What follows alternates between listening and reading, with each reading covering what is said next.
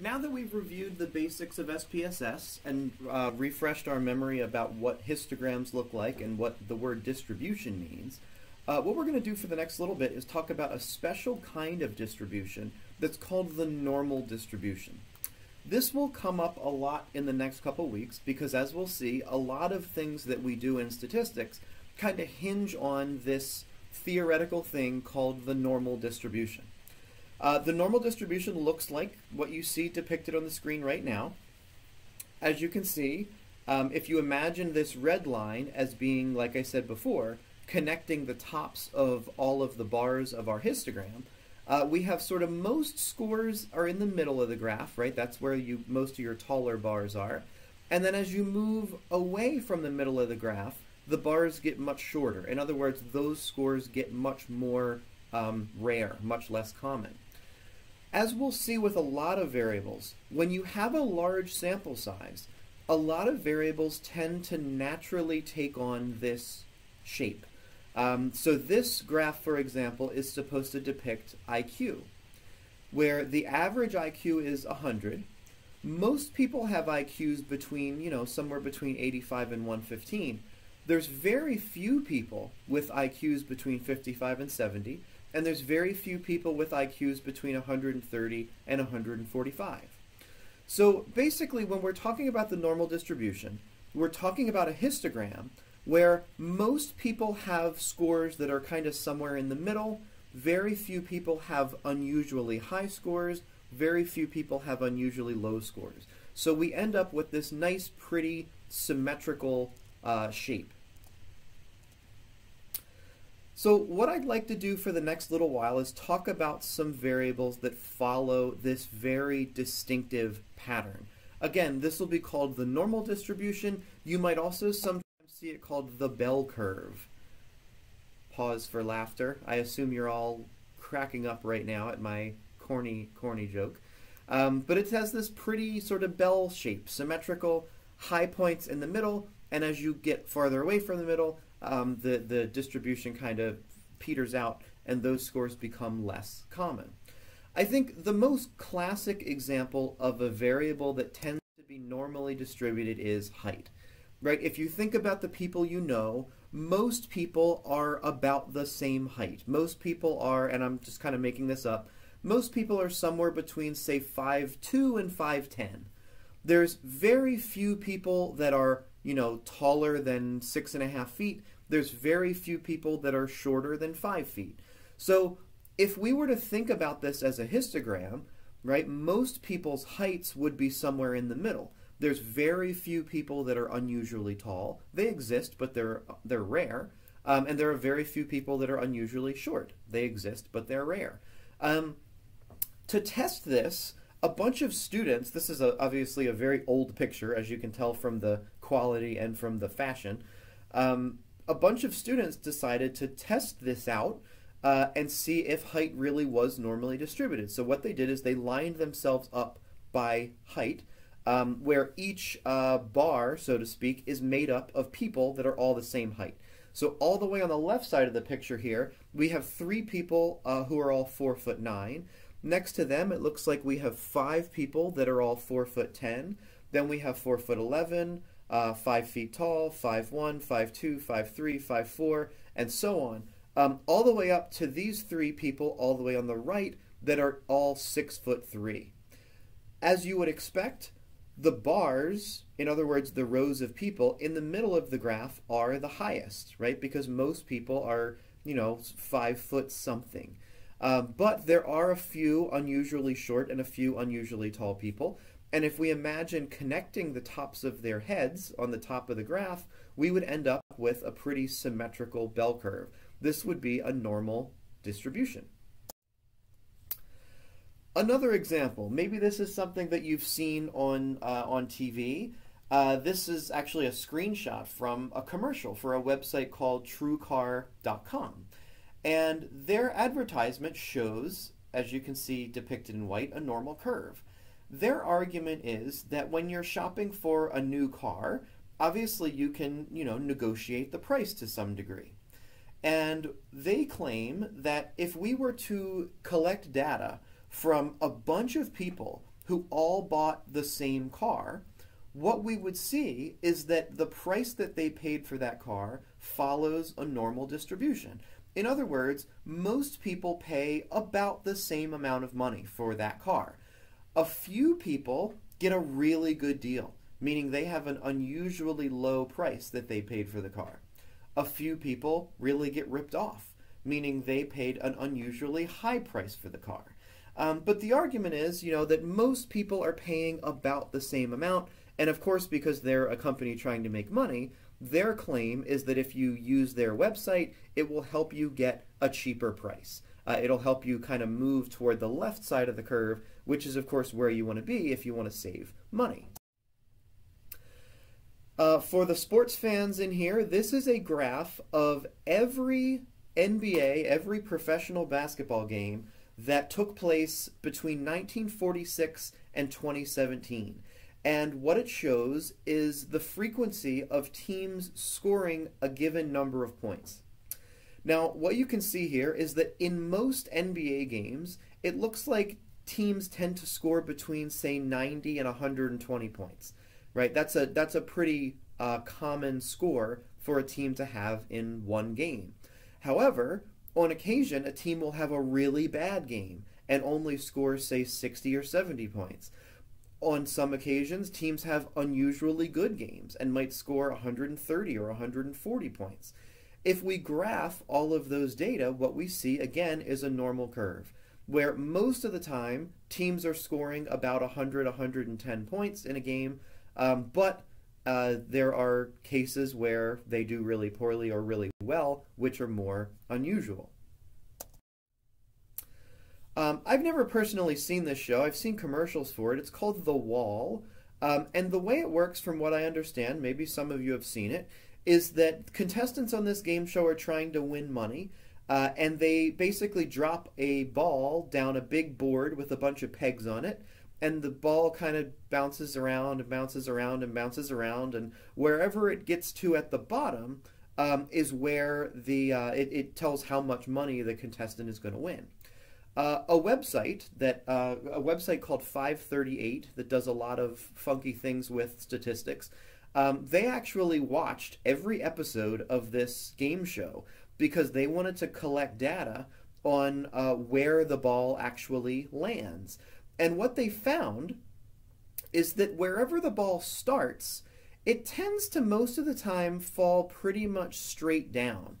There's very few times where the ball kind of moves very far to the right of where it started or very far to the left of where it started. Usually, on average, it kind of stays about where it started or maybe moves a little bit to the left or right. Again, if you imagine connecting the tops of all of these bars on this chart, we would see a symmetrical looking normal curve. Here's kind of a unique one. Everybody in here, I assume, has probably made microwave popcorn at some point in their life.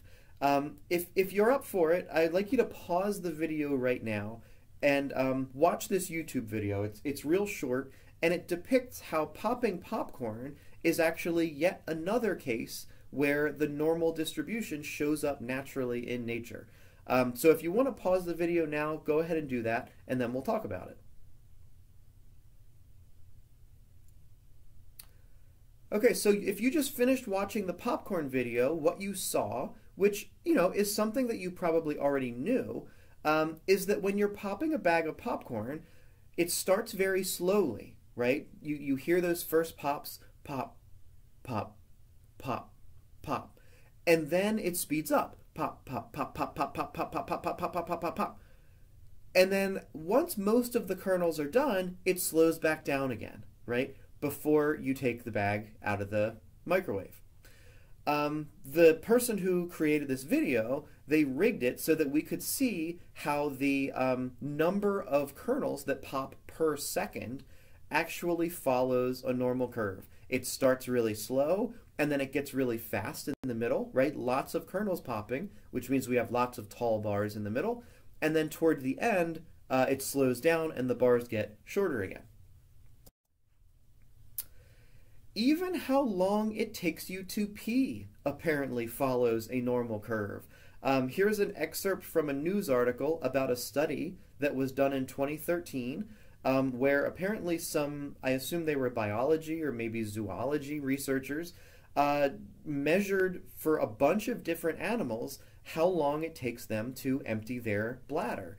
And what they found is that animals empty their bladders pretty much the same amount of time. So whether we're talking about, you know, a squirrel or an elephant, it takes animals about the same amount of time to empty their bladder. But even within that, there's some variability, right? It usually takes about, you know, 20 to 22 seconds to pee. But sometimes it takes much longer, although that's unusual. Sometimes it takes much less time, although that's unusual. So if we were to collect data from a bunch of different animals, what we would see is that the amount of time that it takes an animal to empty their bladder, again, follows a normal curve. Pretty cool how this tends to happen in nature a lot. Anybody who exercises at the gym and uses the weight machines in the gym can probably tell you how this picture actually illustrates a normal distribution occurring in the real world. As you probably know from working out at gyms or seeing people do that, when you're deciding how much weight you want to lift, you take a little pin and you put it in one of these holes in the rack of weights that will then determine how much weight you're going to be lifting. So if you kind of tilt your head to the side here, you can see that the wear and tear around the holes on each weight shows a pretty clear pattern, right? There's not a lot of wear and tear on the really light weights. There's also not a lot of wear and tear on the really, really heavy weights. It looks like most people who use this machine are lifting, say, between 40 and 70 pounds. Not a lot of people are lifting 25 pounds, which is why we don't see as much of the paint chipped off. Not a lot of people are lifting 120 pounds, which is why we don't see a lot of the paint chipped off. So again, yet another case where this normal distribution just kind of happens naturally without us even trying. In our data file from the class survey, if you want to see an example of a variable that is normally distributed, I would suggest looking at sleep. So Liz actually talked about this earlier, but I'll show you this graph again. If we get a histogram for sleep, this is what it looks like. Most people in our class, on the day that they filled out the survey, said that they slept either 7 or 8 hours last night. Those are clearly the highest bars on our histogram. However, there are a few people, it looks like 3 people, who only slept for 4 hours, an unusually low amount of sleep. And there's also a few people, it looks like 6 of you, who slept for 10 hours, which is an unusually large amount of sleep. So again, if we imagine drawing a line that connects the tops of these bars, it pretty much looks normal, right? It looks pretty symmetrical. Most people were in the middle, a few people were unusually low, a few people were unusually high. Now, as I mentioned and showed you on the past couple slides, there's a lot of times that this just happens in nature. That's what makes the normal distribution such a sort of special phenomenon, is that it just kind of happens. It's just the way that the world works. I would challenge you for next class to think about some other variables that we didn't talk about that might also be normally distributed. Another one that pops into my head, think about the speed that people drive on the highway, right? Most people probably go, I don't know, 10-ish miles above the speed limit, give or take. So most people probably drive about 70, 75, 80 on the highway. Very few people drive 60 on the highway. It happens, but it's unusual. Very few people drive 100 on the highway. It happens, but it's very unusual. So if you sat on the side of the highway with a radar gun and you measured how fast each car was going, and you did that for long enough, you'd probably end up with something looking like a normal distribution. Now, that's not always going to be the case, though. Sometimes we will end up with a distribution that's not normal. In other words, we will end up with a distribution that's what we call skewed. And when I say skewed, skewed is the opposite of symmetrical. So whereas the graph for sleep is clearly pretty symmetrical, sometimes we might end up with a distribution that's more lopsided. A good example of this from your class survey data is the number of siblings that people have. If we were to draw a line that visualizes this distribution, it looks very different, right? It looks very lopsided.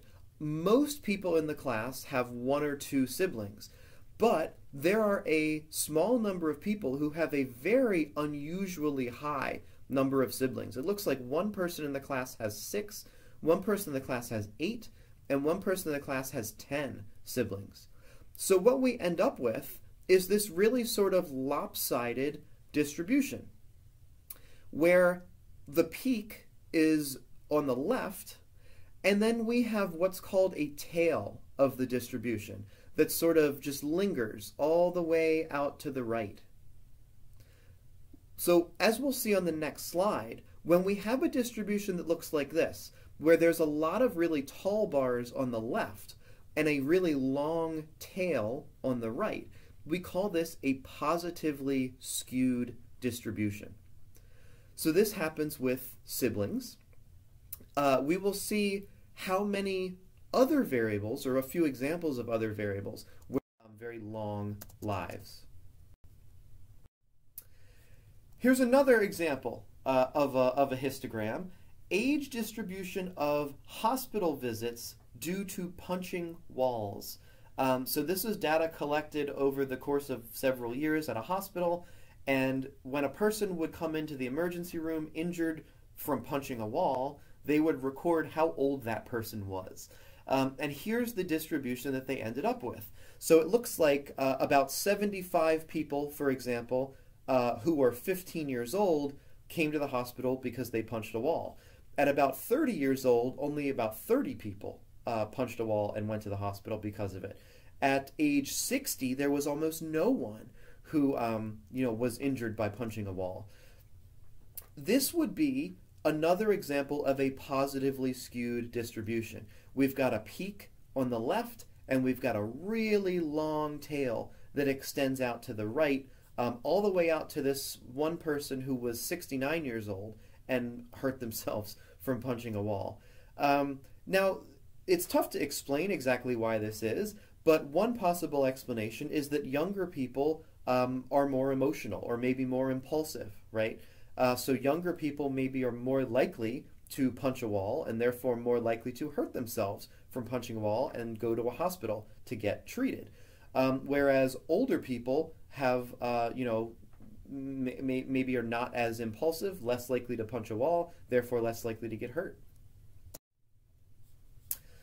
A few more examples of distributions. Now, if we were meeting in person, I would ask you to think about these before I show you the answers. So if you feel so inclined, as I'm going through this, I'm going to tell you when to pause the video to essentially guess what you think the distribution is going to look like.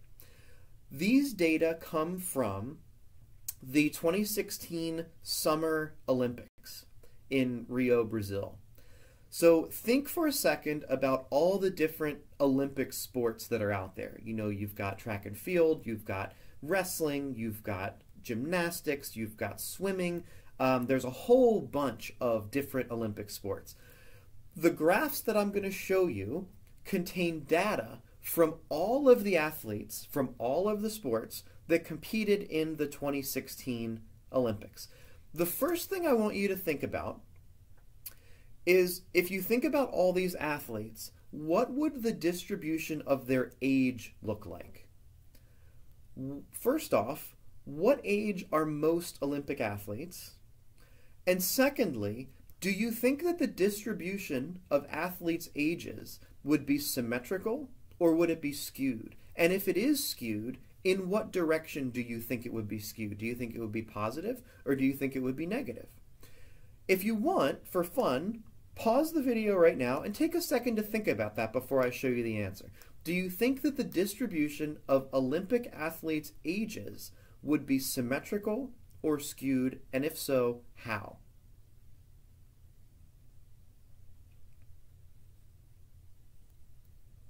Okay, so here comes the answer to the question. If we look at the ages of Olympic athletes, what we actually see is a positively skewed distribution. Here's why. So as you might expect, most Olympic athletes are in their 20s, right? So most of the tall bars on the graph are between, say, 20 and 30 years old. And as it says up here, the average age of participants is 26. However, there are a few sports where you can compete well into your 50s or 60s at a relatively much older age. For example, the oldest athlete at the 2016 Olympics was an equestrian who was actually 62 years old. So if we imagine a line connecting the tops of all of these bars, we see that there's a much longer tail on the right side of the graph than there is on the left side of the graph, because of a small number of Olympic athletes who are actually 40, 50, even 60 years old. So our distribution for age of Olympic athletes would be positively skewed. Let's now try the same thing, but with height. So if you think about the heights of Olympic athletes, do you think those would be symmetrical or skewed? Think, for example, about sports where it's beneficial to be tall. Think about sports where it's beneficial maybe to be short. Do you think that there are going to be more tall athletes, more short athletes, or more, or sort of a balance of the two? And since I accidentally just hit the button and showed you the answer, I will now talk about it. As it turns out, the distribution of the height of Olympic athletes is quite symmetrical. So most athletes, just like most people in general, are about, between 5'8" and 6 feet tall, give or take. However, as you can see here, there's also quite a range of athletes in terms of their height. The shortest Olympic athlete in 2016 was only 4 foot 4 inches tall. That was a gymnast, a sport where it's beneficial to be smaller. The tallest athlete, not surprisingly, was a basketball player who was 7 foot 2 inches tall. But as you can see from the graph here, just like in the general population, in the population of Olympic athletes, most people are kind of average height. Lastly, let's try the same thing but with weight. Is the distribution of weight of Olympic athletes symmetrical or skewed? Again, think about sports where it's advantageous to be lighter. Think about sports where it's advantageous to be heavier. And if you want to pause the video right now to think about this before I show you the answer, go ahead and do that.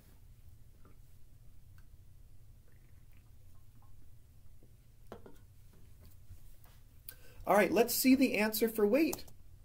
Again, we have a positively skewed distribution. This one might be a little surprising to some of you. It turns out the average athlete weighs about 72 kilograms, which if I'm not mistaken is 100 and some odd pounds. So as you would expect, most athletes are pretty trim. That said, there are a few sports where it is advantageous to be very heavy. In particular, the largest athlete in the 2016 Olympics was a judo contestant who weighed 375 pounds. So when you think about sports like martial arts or weightlifting, for example, it is very beneficial to be very, very heavy, right? Very muscular and or just big. So we have, again, a much longer tail on the on the right side of our distribution. Most athletes are pretty trim, pretty light, but we have a small number that are unusually heavy because in their sport it's advantageous to be heavy. To finish up today, I'm going to leave you with a practice exercise that you can complete if you would like. In honor of the Super Bowl being yesterday, I thought it would be nice to include a football-based example. Here we have 4 histograms and 4 variables, but I'm not going to tell you which variable corresponds to which histogram. I will, however, tell you that one of these graphs shows the ages of all NFL players, one graph shows the salary of all NFL players, one graph shows their height, and one graph shows their weight. So if you want to practice thinking about distributions, take a minute, look at this slide, and see if you can figure out which of those variables corresponds to which of those graphs, and why exactly you think that might be the case. We'll talk about this sometime next week.